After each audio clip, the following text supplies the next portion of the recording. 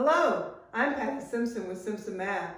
In this video, we're going to graph the exponential function, where we have the base of our exponential function is that irrational number e. So many of us know pi is 3.14. He's the famous irrational number, but e is another irrational number that we deal with often. Especially in finance, we deal with e when we're compounding interest continuously, but e shows up in various places. So e, we need to know, is approximately 2.7-ish. It's a irrational number, so it continues, but it's approximately 2.7. And then e squared is approximately 7.29. We're going to need to know those two values in order to graph this exponential function. So we know from exponential functions that we can plug in or we can substitute in any x value. Our domain is all real numbers. So when I have any real number, I'm just going to substitute in these numbers, -2, -1, 0, 1, and 2. So e to the -2 power, well, remember that negative exponent just reciprocates my base, so it takes it and makes it 1 over e squared, which is approximately there 1/7. So there's going to be a point on my graph at -2, 1 over e squared, which is approximately 1/7. But I'll label it in this exact form.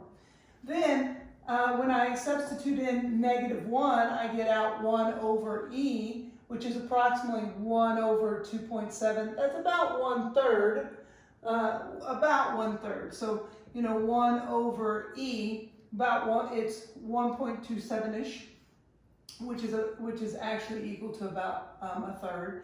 E to the 0 power, well, when we raise any non-zero number to the 0 power, we get out 1. So at 0, 1, there will be a point on the graph. When I plug in 1 or substitute in 1, I get e to the first power.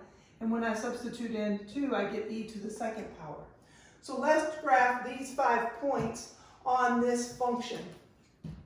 So at -2, I'm at 1/7, about 1/7. At -1, I'm at 1/3-ish. At 0, I'm at 1, just like with all of our exponential functions there where we just have the base raised to a power, our y-intercept is always at 0, 1. Then 1e, or about 1 and 2.7-ish, almost 3, but not quite. And then 2, and that's 7 and a little bit. So I'm going to go up from 2, up 7, 1, 2, 3, 4, 5, 6, 7, and a little bit. And notice that I, again, have that exponential growth. So as I draw this function, it is growing rapidly. Then, as I go out towards infinity, as I input x values that get smaller and smaller, this is going to get smaller and smaller, but it's never going to make it to 0. So we approach that asymptote of y equals 0. Y equals 0, and that is an asymptote, where we're getting closer and closer. Our y values are getting closer and closer to 0, but they never actually reach it. So as x approaches negative infinity, my y gets close to 0.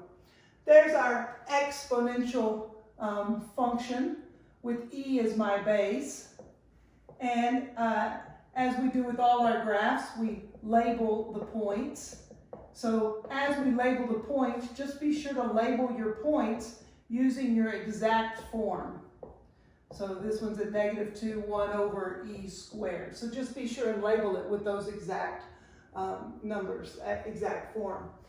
There is our exponential function with e as our base. Now, with these exponential functions, we can use our transformation rules just as we did in the past. And the transformation rules here, my parent of this exponential function is still just that e to the x. So each one of the exponential functions has its very own parent. And this one's parent is e to the x. Then that -3 is up inside the function. It's up inside the input. So therefore my x values are going to be affected. And I know that my x values are along that horizontal axis, so that means that this is going to shift horizontally. And remember that your x's are not truthful. That's the reason they are your x's, is they're liars. So instead of moving to the left 3, we're going to move it to the right 3. You know, we think it should go to the left, but since it's affecting our x's, it's actually going to move it to the right 3 spots. Or, so you could just take each one of these points and move it to the right 3. So I could take this point and just shift it over 3 spots. 1, 2, 3. Take that value and shift it over 3 spots. So 1, 2, 3, up E in a little bit. Up 2.7, almost 3. Take that and move it, shift it over 3 and up to 7 in a little bit. 1, 2, 3, 4, 5, 6, 7 in a little bit. Shift this over 3, 1, 2, 3. So 1, 2, 3. And last but not least, shift that one over 3. Another way to do it is to do it algebraically. So algebraically, we start with our parent. We say -2, -1, 0, 1, and 2, the same points we had there. 1 over e squared, 1 over e, 1, e, and e squared. We take each one of our x values and we add 3 to it, because that's what's happening with our function. In order to get back to this function from the parent, we have to add 3 to each of our x values. So when I add 3 to each one of them, I end up with 1, 2, 3, 4, and 5. Let's just check ourselves and see if we've graphed this appropriately. 1 over about 1/7-ish. So sure enough, at 1, 1/7-ish. 2, 1/3-ish. 1 over 2.7-ish. And then 3, 1. Yes, that's where we are. 4, e. And 5, e squared. And just as before, this is going to continue to get closer and closer to 0 without ever touching it. So it did not shift the graph up or down, so our horizontal asymptote is still right there at y equals 0. There's still a horizontal asymptote there. So here is our exponential function there as it gets closer and closer to 0 without ever touching it. There's our exponential function shifted to the right 3 spots.